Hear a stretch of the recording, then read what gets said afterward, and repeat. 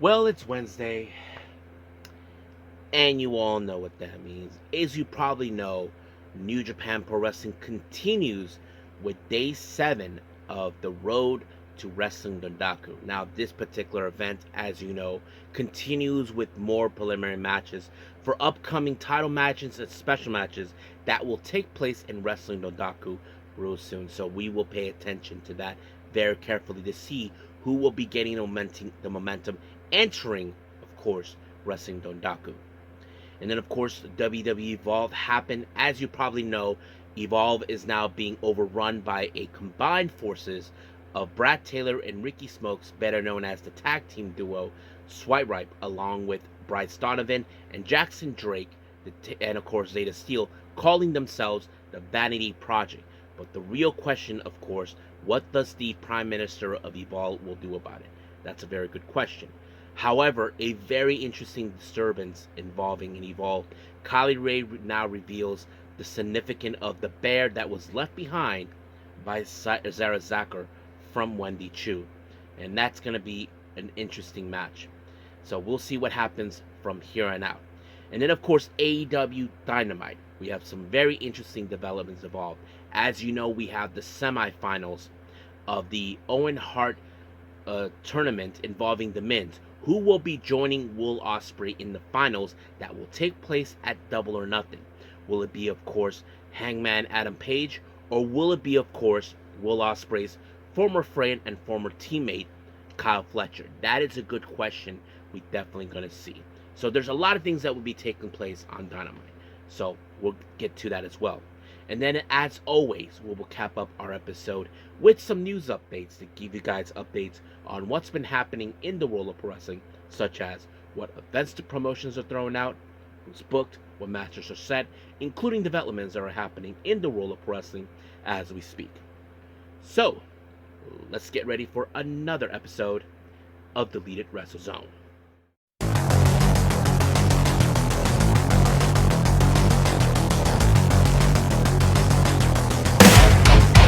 Are you ready?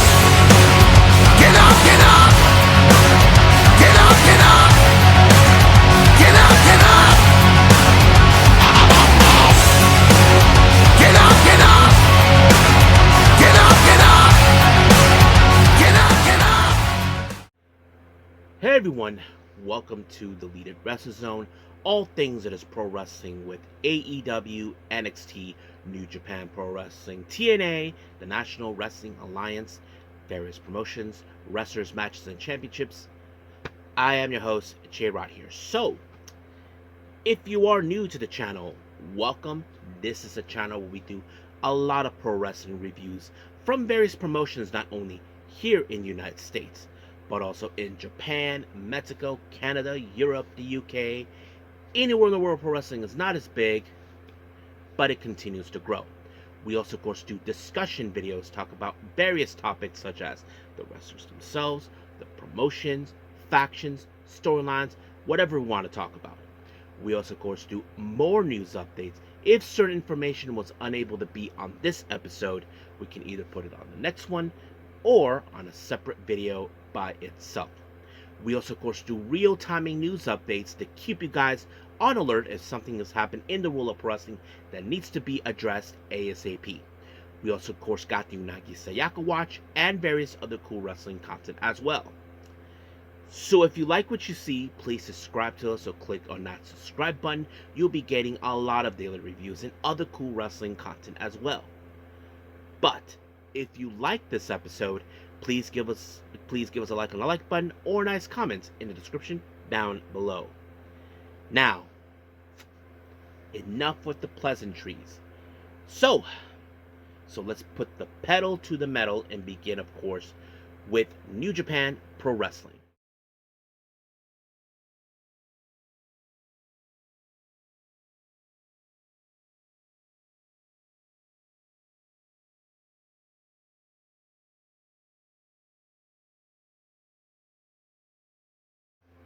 Alright, New Japan Pro Wrestling, they continue with day 7 of the Road to Wrestling Dontaku. So as you probably can guess, we did not see day 1 through 5. due to the fact they were not even televised. They were mostly house shows. But we were able to see day 6. Now, this particular event is also part of the preliminary matches that will take place in Wrestling Dontaku soon. So let's begin from A and work our way to Z. Now, our first match, we have the Young Lions, of course, Daiki Nagai taking on Katsuya Murashima. Now, on a note here from what Walker Stewart said, Daiki Nagai has not been able to defeat, of course, Murashima, which obviously I have witnessed it many times. So basically, many people, would this be the lucky day for Daiki Nagai to finally pick up a win over him? I mean, it would already been happened, but it did not. Unfortunately, most Young Lions, when they win their matches, is either by pinfall or using the submission move, the Boston Crab. But for whatever reason, Murashima tried a different submission move. He used the Fujiwara Armbar, and just like that, Nagai had no choice but to tap out, which was interesting. That, of course, whatever reason, Murashima used a different type of move. And I have to say, I give him credit that he was given permission to do it. I mean, you have to master this technique very well. So we'll see what happens there. Our next match, we have the 6-man tag team match. We have the members of TMDK, Hartley Jackson, Kosa Fujita, and Robbie Eagles. They take on Boltin Oleg and, of course, our newly crowned IWGP Junior Heavyweight Tag Team Champions, Yo and Master Wato. Now, of course, you may have noticed that Fujita and Robbie Eagles were not in a good mood. I mean, I'm sure they're still feeling the sad effects that they lost the tag team belts to Yo and Wato. But, of course, that says up. But one thing is interesting. Once again, we see the battle of the hosses with, of course, with Boltin Oleg and Hartley Jackson. If you guys remember recently, Boltin Oleg defeated Hartley Jackson twice. And this time, he was, instead of using the kamikaze, he took him out with the lariat. And just like that, 1, 2, 3, over. So, Boltin Oleg gets the win on this one for that. Now, we got the other members of TMDK. Rohei Oiwa and Zack Sabre Jr., they face against Toru Yano and Hiroshi Tanahashi. Now, nothing too significant, but however, of course, Zack Sabre Jr. has faced off Tanahashi countless times. But this seems like more opportunity for Zack Sabre Jr. to have another chance of Tanahashi before he retires on January 4th, 2026. So that is something we definitely could see. But unlike what happened with their brethren in TMDK in the earlier match, it was, of course, Zack Sabre Jr. that won the match on Yano when he applied, of course, the backslide on him. And just like that, 1, 2, 3, Zack Sabre Jr. picked up the win. Now, of course, our next match, the war between the House of Losers and the War Dogs rages on, as you probably can guess. Originally, this match was supposed to be a 6-man tag team match. We did see, of course, Kanemaru, Sho, and Sanada make their presence. But however, we did see from the War Dogs side, Ishimori, Clark Connors, and Drill Maloney were intending to be. But however, that piece of garbage, Evil, along with Yujiro, Dick Toko, and of course Ren Narita showed up. But luckily the other members of the War Dogs showed up, so it got restarted, became a 12-man tag team match, and it became chaotic, in case anybody asks. I mean, there were fights outside the ring using all kinds of opponents to walk them out. I don't think it matters. I mean, look, David Finlay is pissed that Evil is declaring that he has the right to say, hey, War Dogs, you're out, I say so. But no, Finlay doesn't say that kindly. But however, this match ended in a disqualification because Finlay, of course, I don't blame him. He couldn't control his composure when it comes to the House of Losers. But unfortunately, all hell broke loose. Evil and the rest of the House of Losers decided to put Ghetto through a table. But Evil made a swore statement saying no matter what Finlay does, he believes that the House will win at the dog pound cage match. But we'll see what happens. We know the War Dogs have not lost this match before, so we'll see. And I wouldn't be surprised Finley gets his payback for what they did to Ghetto. So we'll see.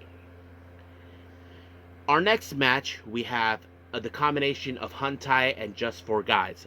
Representing Just for Guys, we have Takamichi Nuku, Taichi, and Yuya Uemura teaming with Tomohiro Ishii and Shota Umino. They take on the full force of LIJ, Bushi, Hiromu Takahashi, Tetsuya Naito, Shingo Takagi, and of course our current IWGP Global Champion, Yota Tsuji. Now, this is also a preliminary match in many reasons. One, we know that Shota Umino will face off against, of course, to Shingo Takagi in a special match, and Yuya Uemura is the challenger for the IWGP Global Championship. So things could go in every way possible.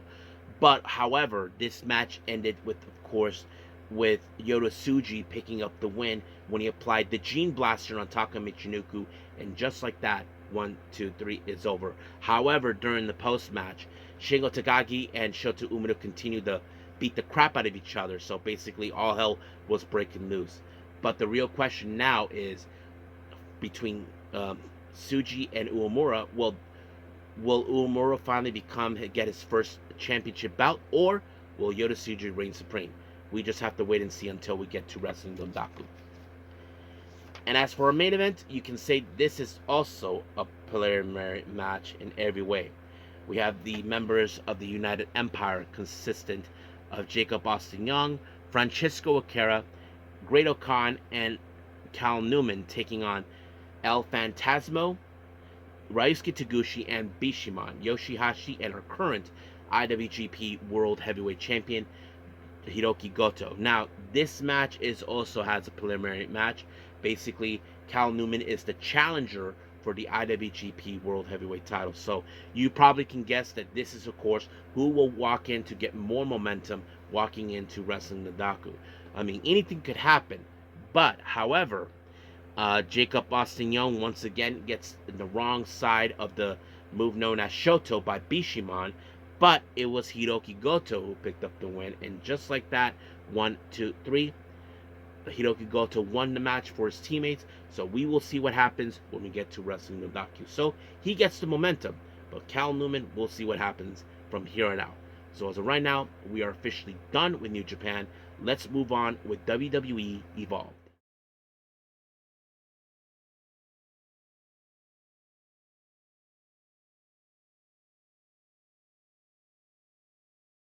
Alright, WWE Evolve. It started out, of course, with Kylie Rae talking about Wendy Choo. Well, a very disturbing revelation has came around. If you guys remember, about a week ago, of course, Zara Zacher won her match, and at the end, lights went out. Another teddy bear showed up. However, Kylie Rae revealed that teddy bear that was present after the match from Zara Zacher, well, she revealed that is the same teddy bear that she gave to her son, which is disturbing news. She doesn't even know how Wendy Choo obtained this teddy bear. And I think this is one of those mind games that Wendy Choo has been playing. It's still unclear why she's doing this to her, why she is haunting her, what did she ever do to her? That's the thing we don't know. But that will be in the match later on. Now, as you all know, recently, last week, we saw the bit of a group known as the Vanity Project, consistent of Brad Taylor, Ricky Smokes, together they're known as Swipe Right. They team up with Jackson Drake and Bryce Donovan and Zayda Steel. Together, they are determining to take over WWE Evolve. But, however, Stevie Turner was not going to allow, of course, undermine her authority as the Prime Minister of Evolve. So she's going to do whatever it takes to prevent them from causing all kinds of hell into the event, into their brand. But, however, Zayda Steel, her first match against Layla Diggs.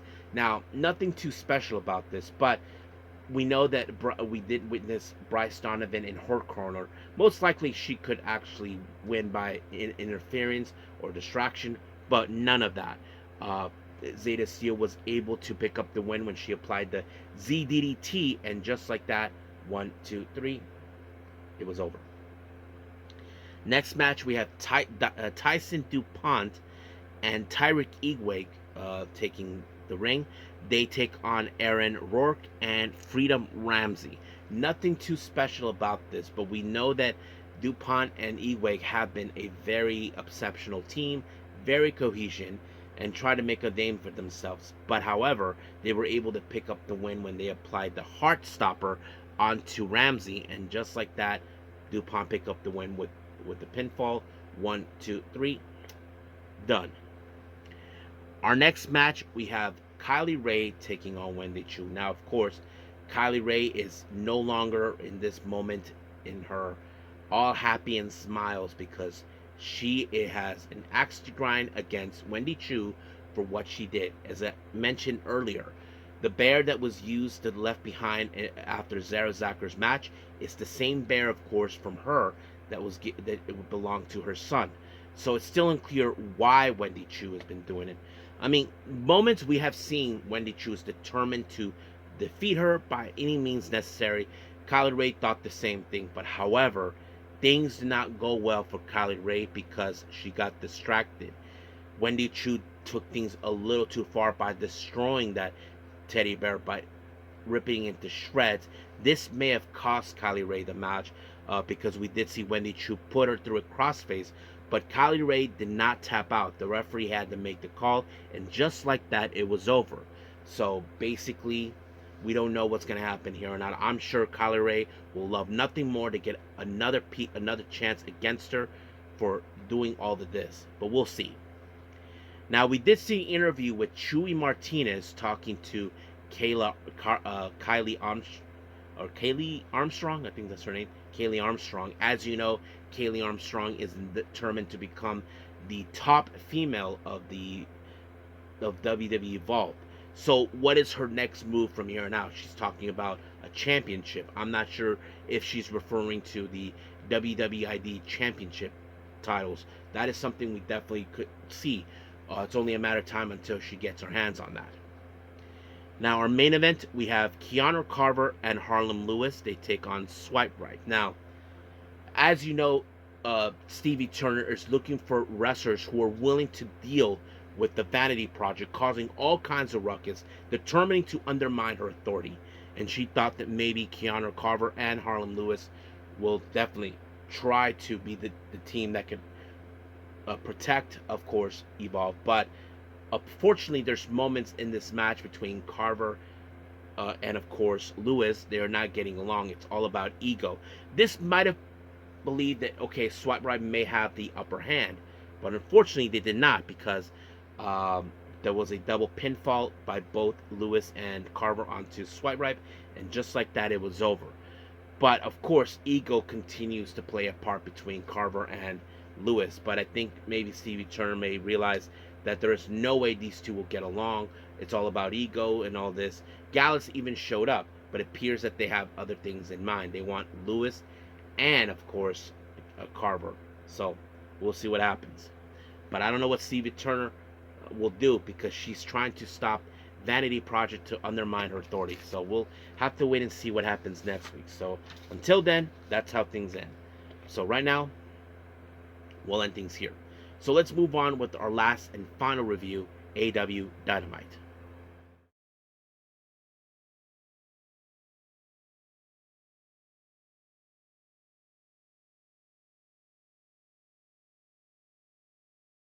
Okay, our final review.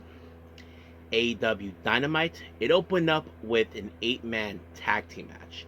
Team number 1, we have Mark Briscoe, Mike Bailey, Kevin Knight, and of course our AEW International Champion, Kenny Omega. They take on Ricochet and the Elite. Were consistent of the Young Bucks, Matt and Nick Jackson, and of course the Rainmaker and our current AEW Continental Champion, Kazuchika Okada. Now, of course, we all know what's going on in this matter.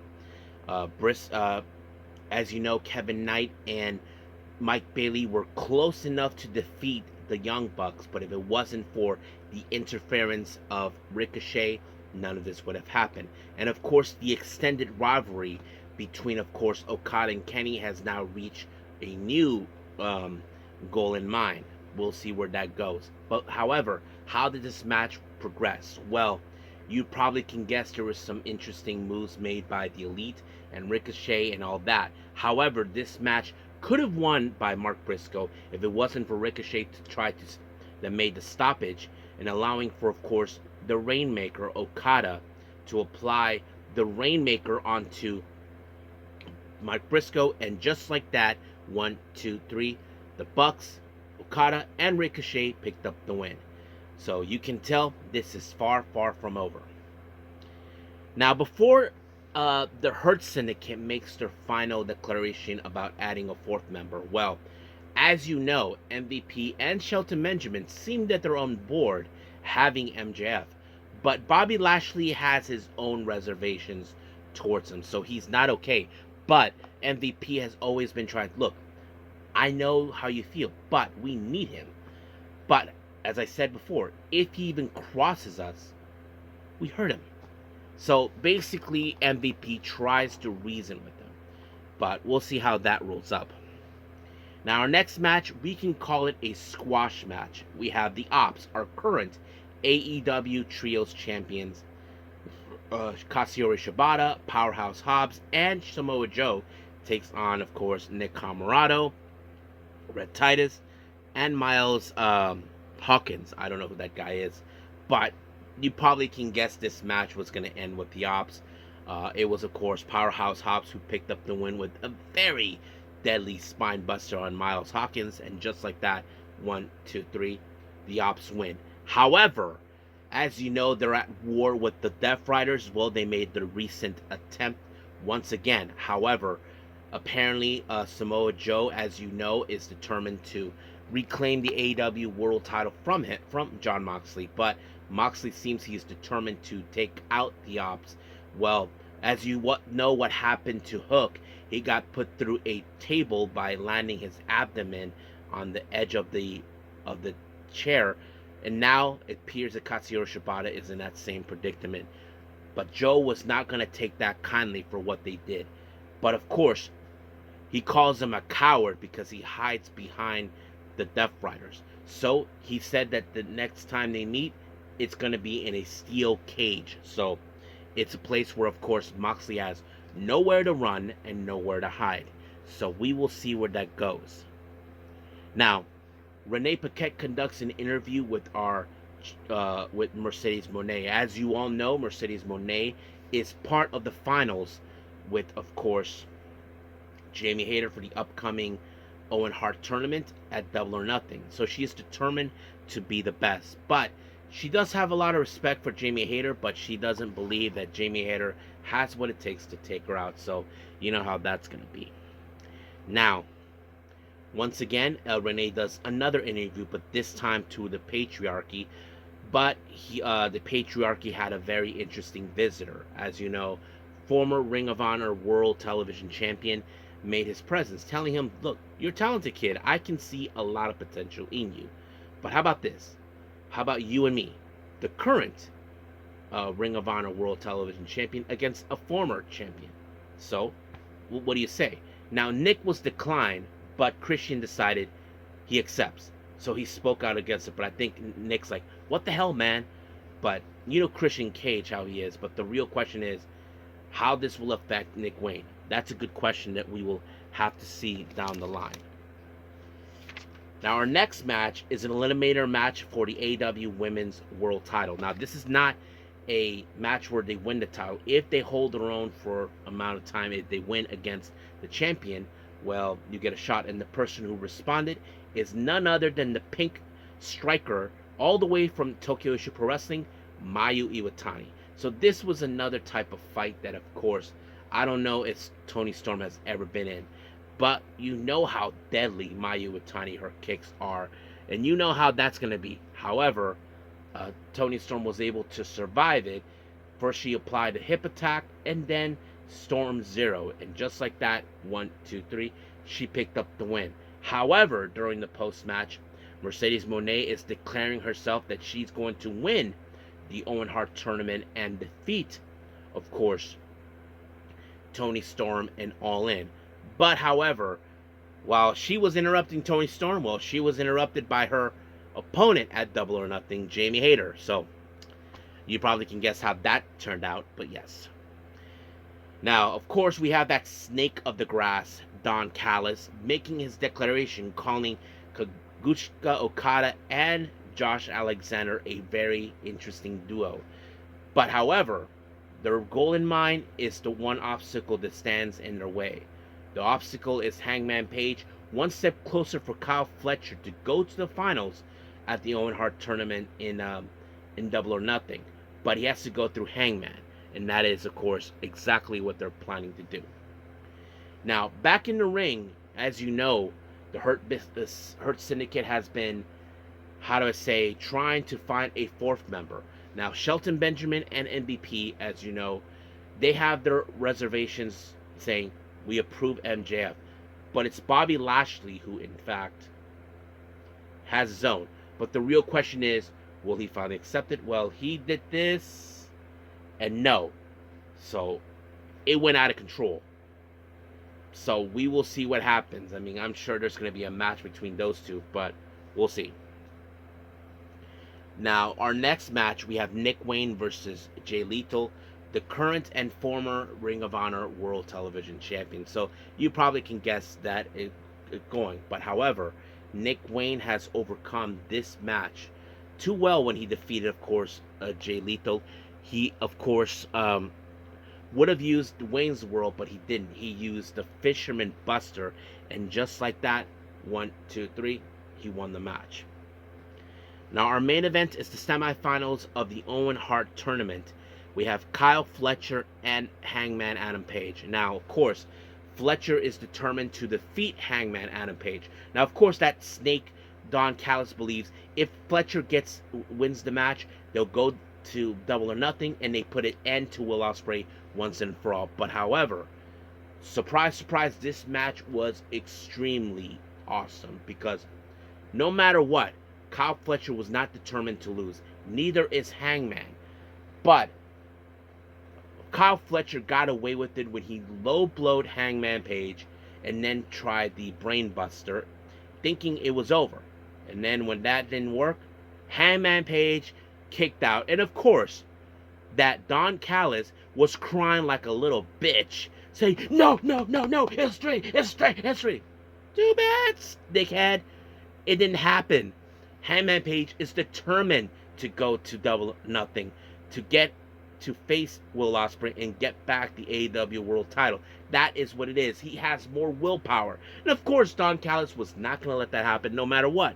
But unfortunately, Hangman Page took him out with the buckshot lariat, and just like that, 1, 2, 3, Hangman wins, and that means he's going to meet Will Ospreay at Double or Nothing. So, we'll see how things will roll up, because I wouldn't be surprised if there's going to be a face-to-face confrontation between these two men. But I think the real question is, what is Don Callis and his cronies will think? They have to go back to the drawing board. So, we'll see about that. So, as of right now, we are officially done with all our reviews. Let's move on with our last and final thing, news updates.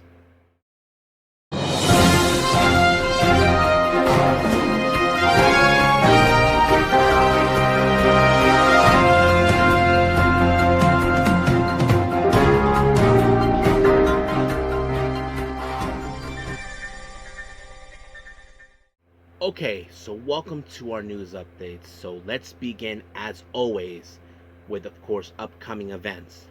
Now, as you know, on the 10th of May, we have, of course, Maple Leaf Pro Wrestling with Northern Rising. Well, unfortunately, a very interesting development has come about. Apparently, Speedball Mike Bailey had to withdraw from that 20-man gauntlet match for the championship, and decided to put himself in a 3-way match against Gabe Kidd and Michael Oku. So it becomes like an international match. Gabe Kidd from being the UK, so is Michael Oku facing a Canadian like Mike Bailey. So that's going to be an interesting. MLW has announced for their upcoming event, also on the 10th of May, Azteca Lucha. The MLW World Championship will be defended. Matt Riddle defends his championship against Donovan Dijak, formerly known as Dijak or Dominic Dijakovic. So that's going to be one heck of a match. Now, as you know, we continue with more of the Prestige and West Coast Pro collaboration with Conquer the World. Another match has been announced. Alan Angels teams up with Jordan Cruz, who, as you know, recently Jordan Cruz helped Alan Angels to retain his title against Calvin Tankman. But now they face against Alan Angels' former friends, Sinner and Saint, Judas Ikra and Travis Williams. So that's going to be an interesting match. And then finally, as you know, West Coast Pro does have another event taking place by the end of this month on May 30th. When the lights in the city go down, we have Miko Alana versus Maggie Lee. So that's pretty much for the upcoming events. Let's talk about certain developments. Many of you may remember I made this report about Tokiyoshi Pro Wrestling's very own ring announcer, Sayuri Namba, who will be leaving the promotion in June, which is only a month away. The common question many people probably would ask is, did she find a job in Canada? As you all know, she's being relocated to Canada, and she said that she found the job, but she doesn't know what will happen. We don't know what kind of job it is. I mean, it's kind of interesting, so we'll see. Now, as you all know, Thekla is done officially with Stardom. Fightful selects that she expected to be headed to AEW. Now, I think some of you may think, no, it's a load of horse crap. She's going to WWE because, Julia's there. I mean, yes, that would be a common thing to see, but there's been reports about that. We know that both WWE and AEW could be interested in them, but it seems like there could be an offer set up by AEW. Who knows? But there's people who even talked about the possibility, what if Thekla and Mina Shirakawa collide once again? I mean, they have an interesting rivalry in some aspects, so we'll see. Now, I know many of you don't like to hear his name because you all think of him that he's, and I pardon my language, that he's a piece of shit. We're talking about Hulk Hogan. Well, Hulk Hogan praises Tony Khan. And I'm not joking here, folks. This is exactly what's going on. Apparently, he praises him because of a particular wrestler he has in his roster, and that roster is Tony Storm. And I think he had something to say about that. Let me pull it up real quick. I know I saw it here. Oh, yeah, here it is. Hulk Hogan said, well, I don't know Tony Khan. I got nothing but respect for what he's done and how he is push and create opportunities for these guys. And you can't get hooked into some of those storylines. I started watching some of the girls grind out there, and I've never seen people work hard in my life. Some of these girls, some are bloodbaths. Some of the stuff I've seen is kind of really cool stuff. But I kind of like the grit and the real aggression stuff. But yeah, nothing but respect for Tony Khan. And this person asked, do you have a favorite women's wrestler in AEW? And he says, bro, I kind of like what was all over the place until I watched Tony Storm. The one of the acts I like is the 1920s of the Roaring 20s, bro. When I saw her start grinding in these and digging it, and when I saw her graze through the hairlines, when she pulled that blade through her hairline, she needed about 10 staples. I went, holy crap, this girl isn't playing. And the girl she was wrestling, I can't remember her name. It was like a prodigy, or really like a really hot blonde. Someone, the same person said Mariah May. Yeah, bro. She was grindy too, man. And I'm telling you, these girls would not have want to be in the match with them. They were playing a hardball. So basically, what he is saying, no, that the women's division have gone into a different type of state that he's never seen before, and he is enjoying it.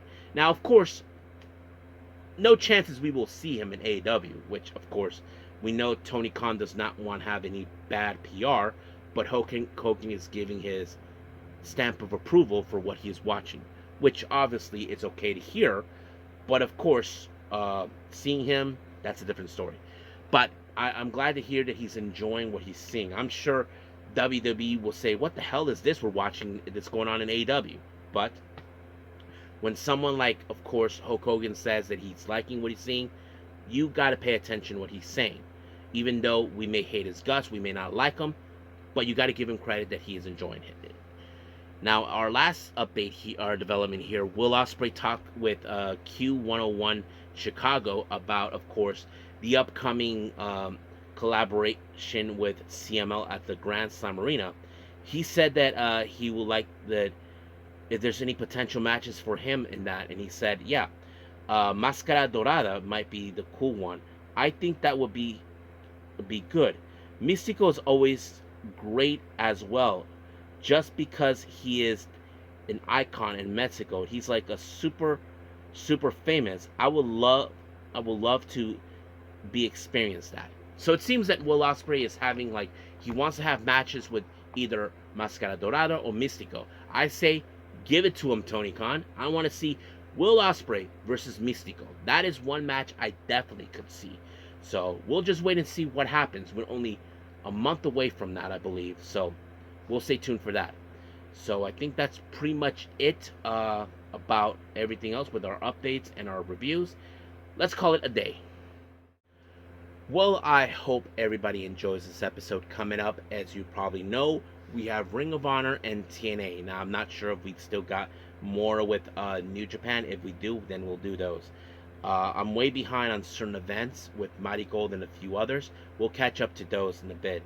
I may do those on a Friday. I'm not sure, but we'll see. As you know, I may have mentioned this or not. I will be actually doing another discussion video talking about, of course, the acquisition of AAA that was purchased by WWE. We will talk about the pros and cons and certain things. I think we would like to dissect everything on this thing, between them. So we'll get to that point. So stay tuned for that, and there will be more of that. So until then, I will see you guys in the next DWZ time, same DWZ channel. I must bid all of you adieu. So, goodbye, and have a nice day. Bang.